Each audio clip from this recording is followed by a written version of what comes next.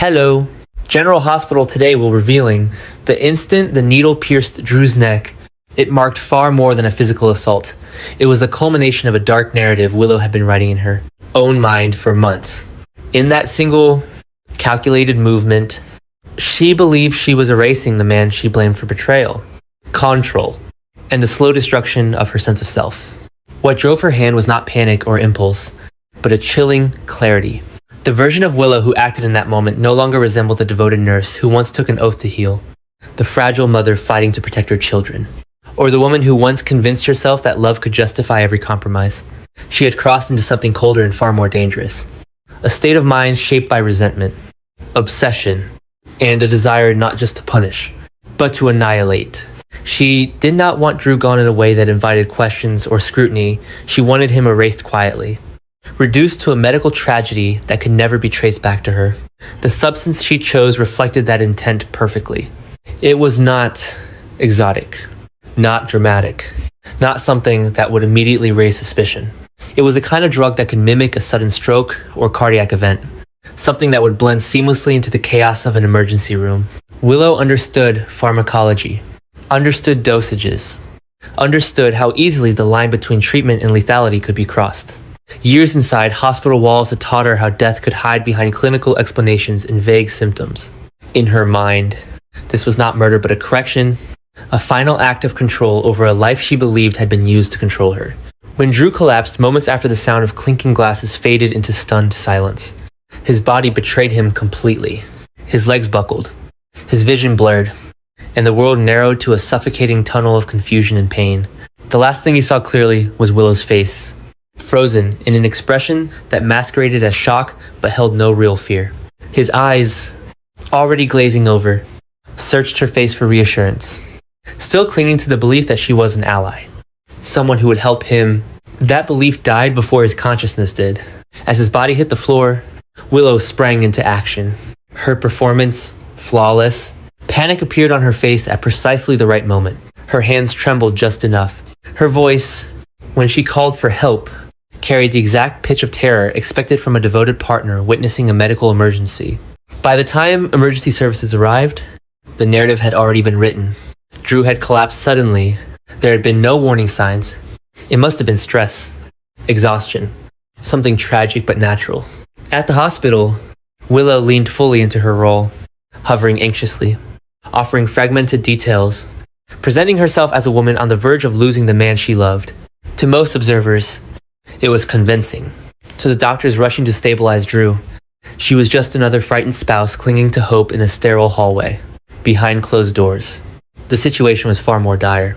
Drew's condition deteriorated rapidly, his body unresponsive, his brain activity dangerously erratic.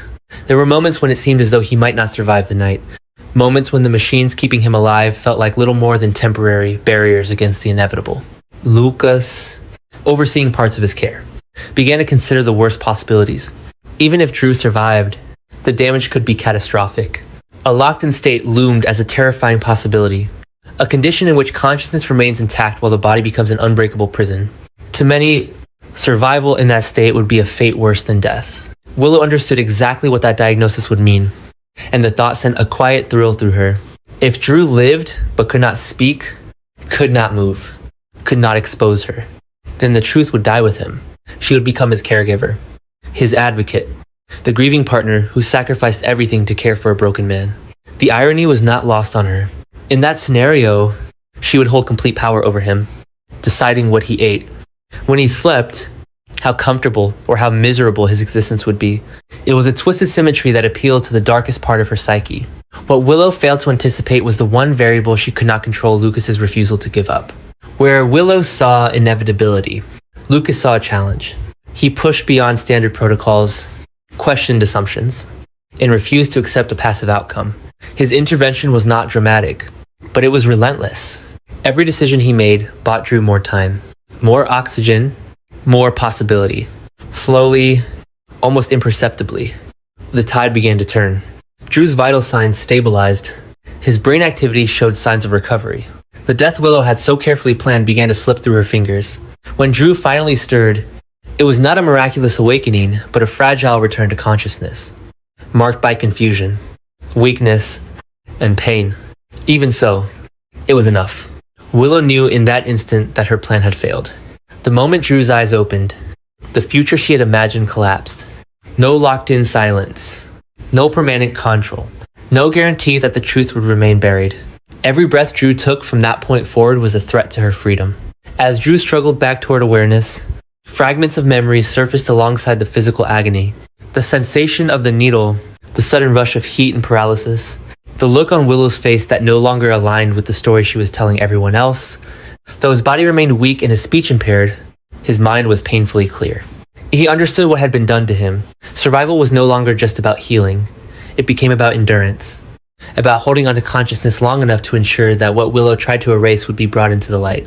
In the end, it was not brute strength or dramatic heroics that undid Willow, but persistence and truth. Lucas's medical intervention kept Drew alive long enough for the narrative to change, for questions to be asked, for inconsistencies to emerge. The carefully crafted illusion Willow had built began to fracture under scrutiny. The outcome she had believed inevitable dissolved into uncertainty, and then into fear. What Willow intended as a silent execution became the beginning of her exposure. The needle meant to end everything, instead set into motion a chain of events she could no longer control. Drew's survival was not just a medical victory, it was a moral one, against calculation, against cruelty, against a woman who believed herself untouchable. Life persisted, and with that persistence came the slow, inexorable approach of consequences that Willow had never truly believed she would have to face. And then it happened, against every quiet expectation of failure, against the dark predictions whispered in hospital corridors. Drew opened his eyes. The moment was not dramatic or triumphant. It was fragile, uncertain, and steeped in pain. His body responded sluggishly, muscles trembling as if they no longer fully belonged to him. His breath came unevenly, shallow at first, as though his lungs had forgotten the rhythm of living. When he tried to speak, the words tangled and fractured, slipping from his control before they could fully form. His tongue felt heavy, his thoughts racing ahead of what his body could express. Yet beneath the weakness, beneath the neurological confusion and physical instability, his will remained intact. The core of who he was had survived. Drew was still there, watching, remembering, enduring. He did not wake up confused about what had happened. Memory returned in sharp, merciless flashes. The sudden sting at his neck, the unnatural heat flooding his system, the way the room had tilted, the way his strength evaporated in seconds. Most vividly, he remembered Willow's face in that crucial moment, not filled with genuine fear, but with something colder and more composed, as if she were already rehearsing the role she planned to play. Those details did not fade with the drugs or the haze of recovery. They burned brighter as his consciousness stabilized, forming a clear, unshakable narrative in his mind. Drew did not need a prolonged investigation to understand the truth, nor did he need to orchestrate an elaborate effort to clear his name. The truth was already complete inside him. All he needed was the strength to release it. Even as his speech struggled and his body betrayed him, he focused every remaining ounce of energy on conveying what mattered. He recounted the sequence of events as clearly as his condition allowed, detailing the moment Willow injected him, the deliberate nature of the act, and the way she immediately transformed into a panicked bystander once his body began to fail. He revealed that this was not an isolated incident, that her violence had a history, and that her intentions had always been darker than anyone had wanted to believe. At first, there was hesitation. Doctors are trained to rely on evidence, on tests and measurable data, and a patient recovering from neurological trauma is not always considered a perfectly reliable narrator. But as Drew continued, the consistency of his account became impossible to ignore. His recollections aligned too precisely with the clinical symptoms. The sudden onset, the absence of natural warning signs. What initially sounded like an accusation born of trauma began to resemble a medical explanation that fit disturbingly. Well, as the pieces came together, others stepped forward. Kai confirmed that Willow's behavior in the past had raised quiet alarms, patterns of manipulation and volatility that had never quite crossed the line into actionable proof until now. Hospital staff revisited the timeline, the procedures, the overlooked details. Attention turned to the disposal of medical waste, where evidence Willow had believed permanently erased resurfaced. The syringe she had so carefully discarded, hidden among regulated medical refuse, became a silent witness to her crime. What she had trusted as a perfect cover instead became the final thread that unraveled her entire deception. Once the truth emerged, events moved swiftly. Willow was taken into custody. And with that, the carefully constructed persona she had relied on collapsed entirely. Under the harsh glare of interrogation room lights, there was no room left for pretense. She was no longer the gentle nurse, no longer the fragile woman overwhelmed by circumstance, no longer the grieving partner clinging to hope. Those masks had served their purpose and were now useless. What remained was stark and unsettling, a woman stripped of illusion, her expression empty, her gaze cold and unrepentant. There were no tears this time, no visible remorse, only a quiet bitterness that her plan had failed so close to completion. Words, whether sharp or defensive, carried no power anymore. The charges mounted, severe and unavoidable, ranging from attempted murder to the deliberate manipulation of medical protocols and the fabrication of a false emergency designed to conceal a crime. Yet, even as the legal consequences unfolded, it became clear that the greatest loss Willow faced could not be measured in years behind bars. The true devastation lay in the irrevocable collapse of trust. Those who had once defended her, who had seen her as a victim or a protector, now recoiled from the reality of what she had done. At the center of that reckoning stood Scout, an innocent child suddenly caught in the gravitational pull of adult cruelty. The question of her future loomed large, heavy with urgency and moral weight. Alexis, whose suspicions had never fully faded, stepped forward with a resolve sharpened by certainty. She made it clear that Scout could no longer remain entangled in a life overshadowed by violence and betrayal. She argued that safety was not merely physical, but emotional and psychological, and that a child deserved stability free from the lingering presence of such darkness. Willow, once fiercely possessive and defiant, had no ground left on which to stand, stripped of credibility and authority. She watched silently as control over her life and her child slipped beyond her reach, perhaps for the first time fully understanding what it meant to lose everything. Meanwhile, Drew's recovery continued, slow and grueling. Each day demanded patience as his body relearned strength and coordination, as his speech gradually regained clarity. The physical pain was significant, but it was not the hardest battle he faced.